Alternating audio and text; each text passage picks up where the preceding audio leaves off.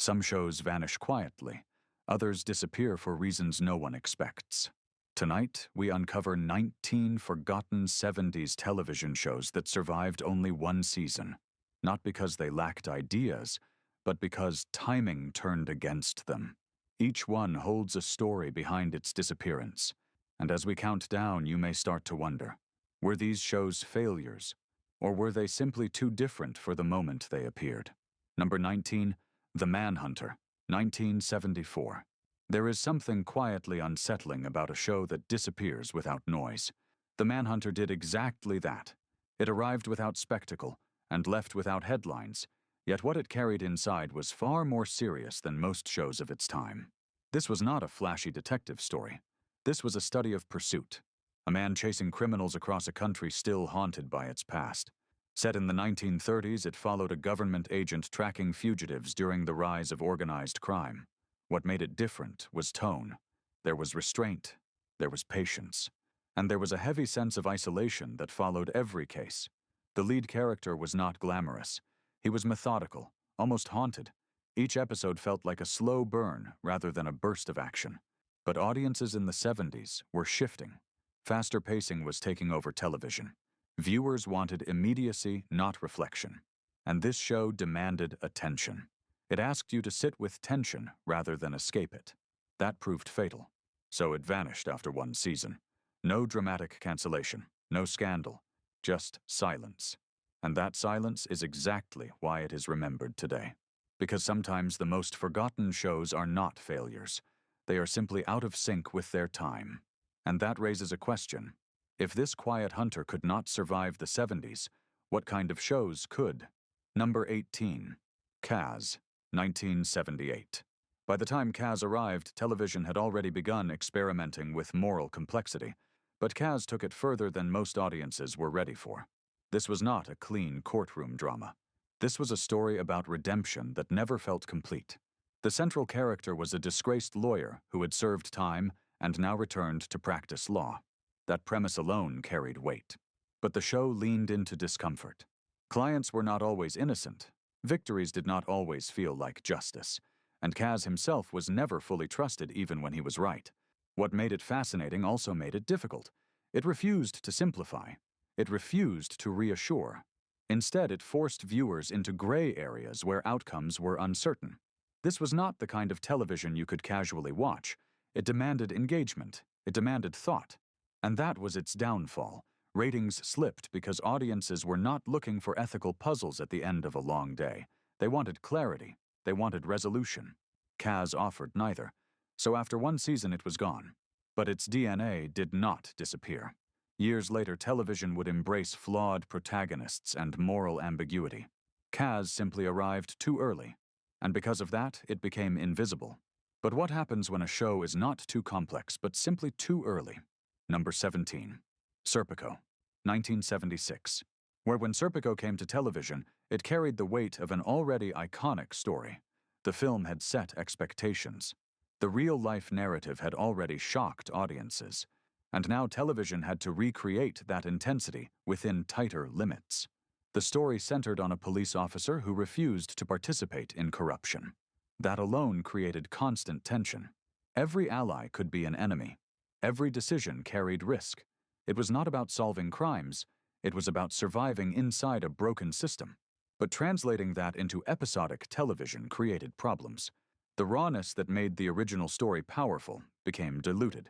Networks softened edges. Structure replaced chaos. And what remained felt controlled rather than explosive. Audiences noticed. They felt the difference. The danger seemed reduced. The stakes felt less immediate. And in a decade where crime dramas were abundant, that difference mattered. So the show ended after one season.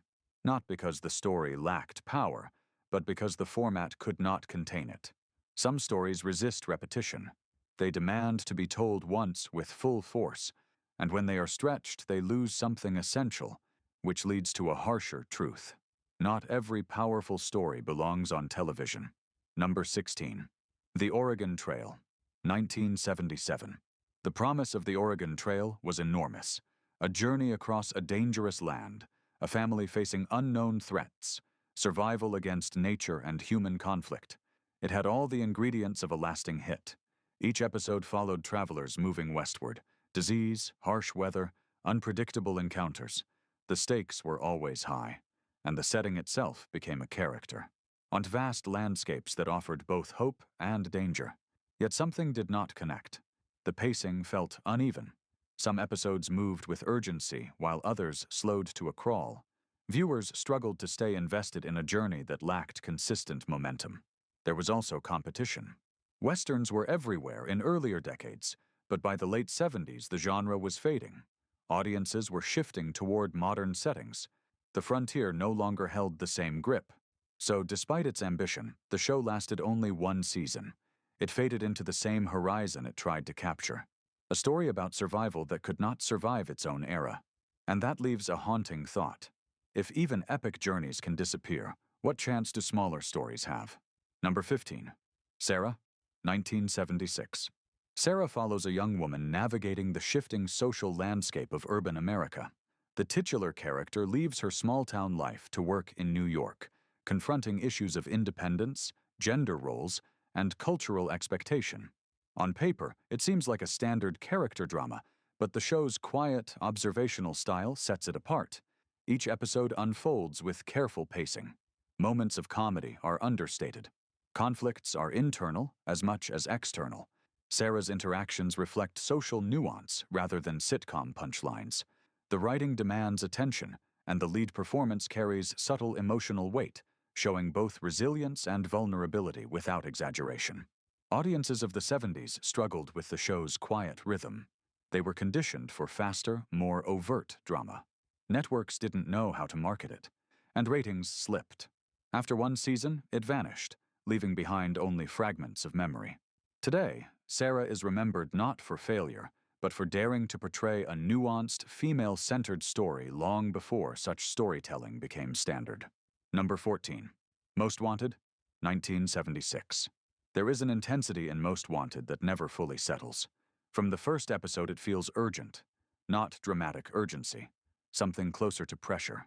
The series follows a police unit tracking dangerous fugitives across different cities. Cases move quickly, decisions carry consequences, and every pursuit feels like it could turn without warning. What separates it is tone. There is little comfort here. Criminals are not distant threats. They feel close, unpredictable, sometimes even sympathetic. The line between hunter and hunted begins to blur. But that realism comes at a cost. The show rarely pauses, rarely softens, and for audiences expecting balance, it becomes exhausting. Week after week, the tension remains high without relief. Networks began to notice. Ratings showed fatigue. Viewers were not leaving because it was bad. They were leaving because it demanded too much. After one season, it disappeared. Another show replaced it with something lighter, something easier to follow. Yet its intensity reflects a shift that would come later. Faster pacing, higher stakes, relentless storytelling. Most Wanted pushed toward that future.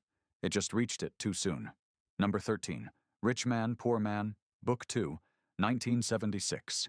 Continuations carry risk. Rich Man, Poor Man.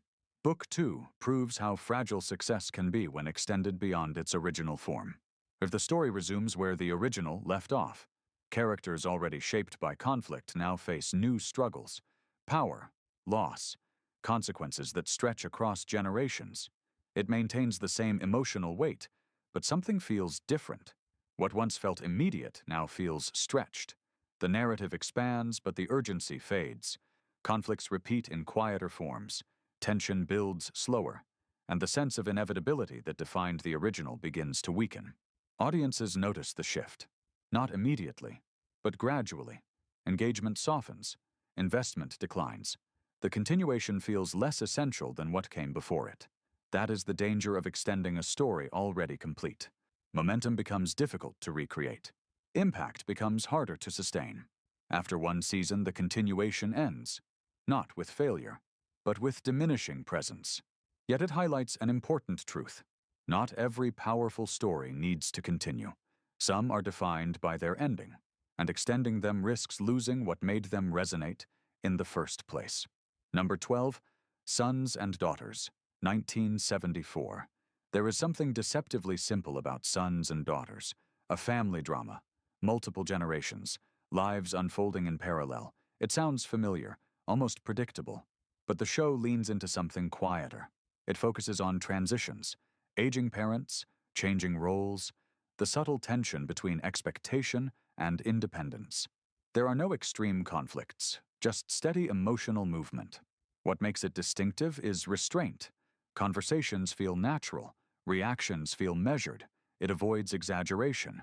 Instead, it builds meaning through small shifts in relationships. And that subtlety becomes its weakness, because television at the time was moving toward stronger hooks, sharper drama, immediate engagement. This show asks patience, it asks attention to detail. Audiences did not always respond. Without obvious stakes, the emotional weight became easy to overlook. Ratings slipped quietly. After one season, it ended. Another quiet disappearance among louder competitors. Yet its approach mirrors what would later become standard. Character-driven storytelling, emotional realism. Sons and daughters understood that power does not always come from conflict. Sometimes it comes from change. But change requires time. And time was something it was not given. Number 11. The Texas Wheelers, 1974. Some shows try to be different. The Texas Wheelers practically insists on it from the first frame. It does not ease you in. It throws you into a chaotic household led by a loud, unpredictable father and two sons trying to survive his energy. The humor is not polished. It is raw. Conversations overlap. Reactions feel exaggerated yet strangely real. The father figure dominates every scene with a presence that feels both comedic and slightly overwhelming. It creates a rhythm that is fast and unstable. You are either pulled in or pushed away, and that becomes the dividing line. Some viewers saw originality, others saw noise.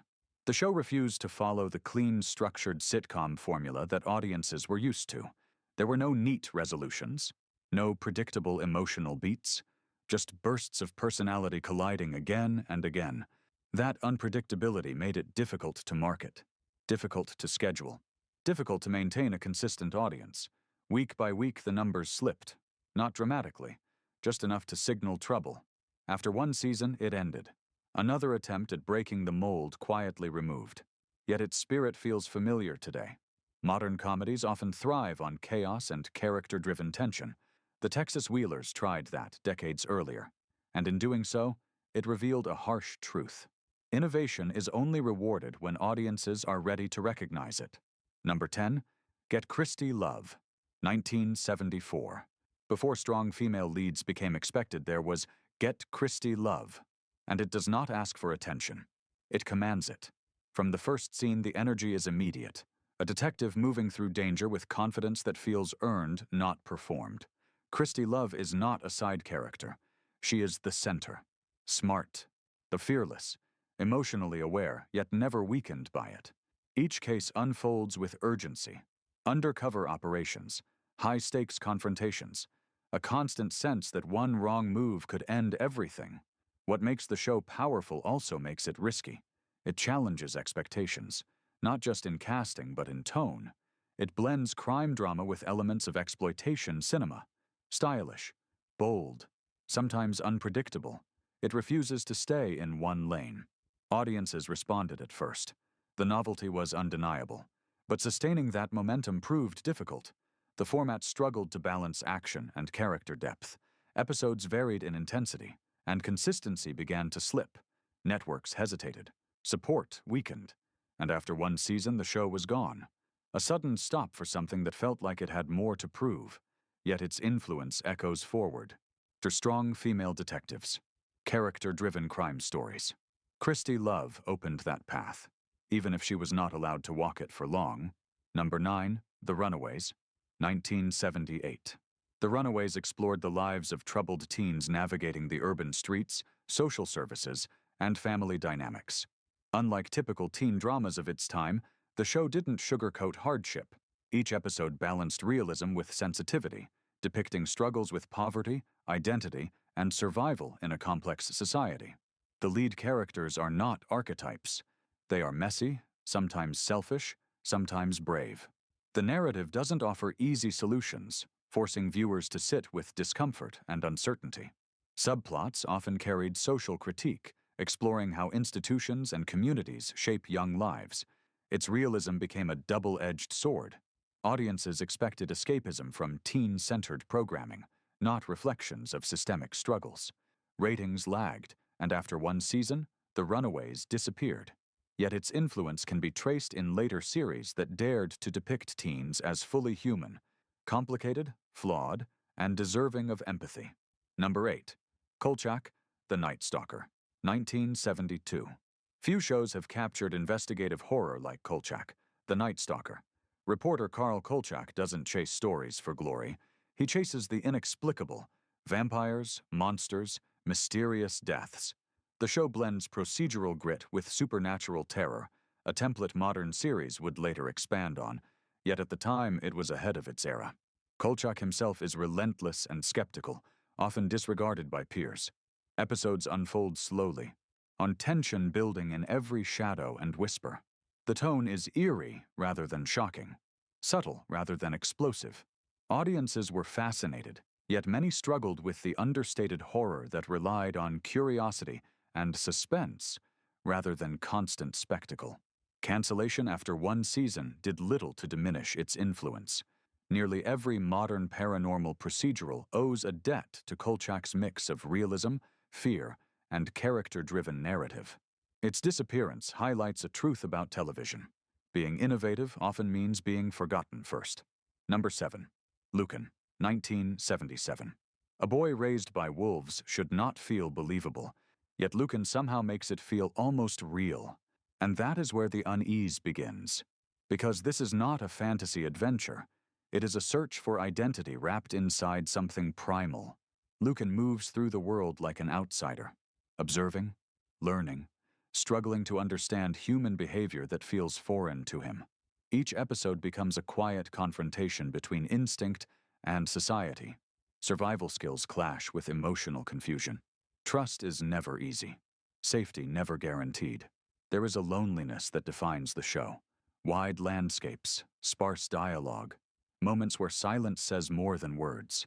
It creates a mood that is heavy rather than entertaining, reflective rather than exciting. And that mood becomes its limitation. Audiences were not expecting introspection from a premise that sounded adventurous. They wanted action. Instead, they received something slower, something more internal. The mismatch created distance. Ratings slipped. Momentum disappeared.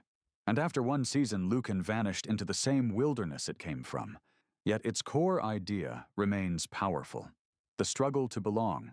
The fear of not fitting into a world that demands conformity. Lucan was not just a character, it was a question. And sometimes questions are harder to keep alive than answers. Number 6. The Fantastic Journey, 1978. The Fantastic Journey offered adventure, science fiction, and mystery all in one. A group of travelers finds themselves stranded in a strange, uncharted world where each episode presents both external danger and internal conflict. Unlike contemporary action-driven shows, the series emphasizes character development and moral choice as much as spectacle. The landscapes are often surreal, creating a tone of wonder and unease. Each character wrestles with fear, loyalty, and leadership. The pacing is measured, allowing tension to simmer rather than explode. Audiences were intrigued but occasionally frustrated by the slower rhythm and philosophical undertones. Despite its imaginative premise, the show lasted only one season. It was overshadowed by faster-paced adventure series, leaving it as a cult favorite rather than a mainstream success. Its disappearance underscores how experimentation, especially blending adventure with introspection, can be ahead of its time. Number 5. Future Cop, 1976. There is a strange energy at the heart of Future Cop. It feels like it belongs to two different eras at once, part traditional police drama, part futuristic experiment, and that collision creates both excitement and confusion. The premise is simple but bold. A human officer partnered with a robot. Their logic meets instinct. Precision meets unpredictability. It should create constant tension, and at times it does. The contrast between man and machine drives the narrative forward. But tone becomes the issue. Some episodes lean into serious crime drama. Others drift toward lighthearted interaction between partners. The balance never fully settles. Viewers are left unsure what kind of show they are watching. In the 70s, consistency mattered. Audiences needed a clear identity to stay engaged. Future Cop never fully defines itself. It keeps shifting, and that instability costs it momentum. Despite an interesting concept, it lasts only one season. Another idea that felt ahead of its time, but not fully realized. Today, the human-machine partnership is a familiar trope, explored with depth and clarity. Future Cop touched that idea early. But touching is not enough. Execution defines survival. And here, execution could not keep pace with ambition. Number 4. Gemini Man, 1976. Invisibility sounds like power. Gemini Man quickly reveals it as a burden. The ability to disappear comes with limits, time constraints, physical strain, a constant awareness that power can turn against you. The central character is not just a hero. He is a man managing a condition. Each mission becomes a race against time. Stay invisible too long, and the consequences become severe. That built-in tension adds urgency to every episode. There is also isolation. Being unseen means being disconnected. Relationships suffer. Trust becomes fragile. The show quietly explores what it means to exist without presence, to act without recognition, but the pacing struggles. Episodes often move slowly despite the high stakes. Action sequences feel restrained. The potential for intensity is there, but rarely fully realized. Audiences expected more excitement from such a concept. When that expectation was not met, interest declined. The show could not sustain attention. After one season, it ended. Another strong idea limited by execution. Yet the concept lingers. Power with consequences. Ability tied to sacrifice. Gemini Man understood that balance. It simply could not translate it into compelling momentum. And in television, momentum is everything. Number 3, Man from Atlantis, 1977. There is something immediately strange about a hero who does not fully belong to land or sea. Man from Atlantis builds its entire identity on that tension. A man with extraordinary abilities, yet no clear origin. A figure of strength wrapped in mystery. From the opening moments, the show leans into curiosity. Government agencies study him. Missions unfold beneath the ocean surface. The world expands beyond familiar boundaries. It feels ambitious, almost cinematic in scale for its time. But ambition creates expectations, and those expectations are difficult to sustain. Episodes shift between high-concept science fiction and more routine adventure storytelling. The deeper mythology is introduced but not fully developed. Questions are raised, then quietly set aside. Viewers begin to notice the inconsistency. One week the story feels expansive. The next it feels contained. That uneven rhythm weakens engagement. The mystery that should pull audiences forward becomes diluted. But despite a strong central performance and a unique premise, the show lasts only one season. It fades even as its cult following begins to grow. And that contradiction defines it. A show remembered more for what it promised than what it delivered. Because sometimes the idea of a world is more powerful than the world itself. Number 2, The Magician, 1973. Illusion is about control, about guiding attention. The Magician uses that idea not just as a theme, but as structure.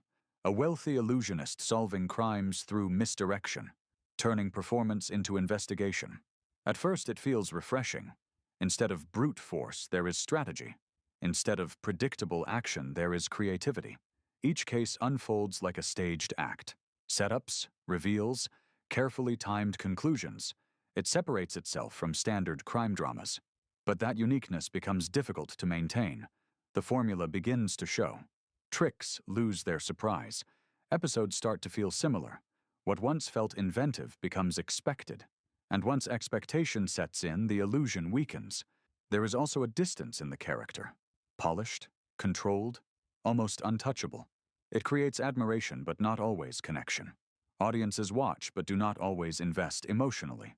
Gradually interest fades, not abruptly, just enough to signal decline. And after one season, the show disappears. Yet its concept remains compelling. Intelligence over force. performance as power. The magician understood that storytelling could be clever rather than loud, but cleverness alone does not guarantee longevity. It must evolve, and here evolution never fully arrived. Number 1. Turnabout, 1979. Not every cancellation comes from controversy. Some come from discomfort. Turnabout is built entirely on that discomfort. The premise is simple, but disruptive. A husband and wife suddenly find themselves living each other's lives, roles reversed, perspectives forced to shift. What begins as comedy quickly turns into something more revealing. Each episode exposes assumptions, gender expectations, social roles that feel normal until they are challenged. Humor exists, but it is layered with tension. Because the situations are not entirely fictional, they reflect real dynamics. That reflection creates unease. Audiences laugh, but not always comfortably. The show does not just entertain, it questions. And questioning can be difficult to sustain in a format expected to provide escape.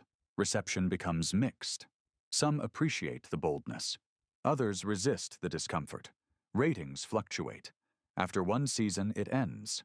Another concept that challenged norms more than audiences were ready to accept. Yet its relevance feels stronger in hindsight. Conversations about identity, roles, perspective. Turnabout explored these ideas early, and like many shows on this list, its failure was not in concept, it was in timing. So the next time a show disappears after one season, remember this. Cancellation does not always mean failure. Sometimes it means the world was not ready. And sometimes those forgotten stories leave behind ideas that return stronger years later. If any of these surprised you, let me know which one deserved another chance. Some shows vanish quietly. Others disappear for reasons no one expects. Tonight, we uncover 19 forgotten 70s television shows that survived only one season. Not because they lacked ideas, but because timing turned against them. Each one holds a story behind its disappearance. And as we count down, you may start to wonder, were these shows failures? Or were they simply too different for the moment they appeared?